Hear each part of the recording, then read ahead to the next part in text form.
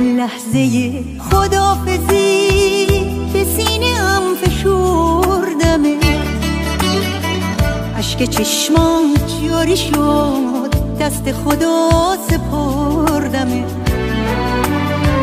دل من راضی نبود به این جدایی نازنین.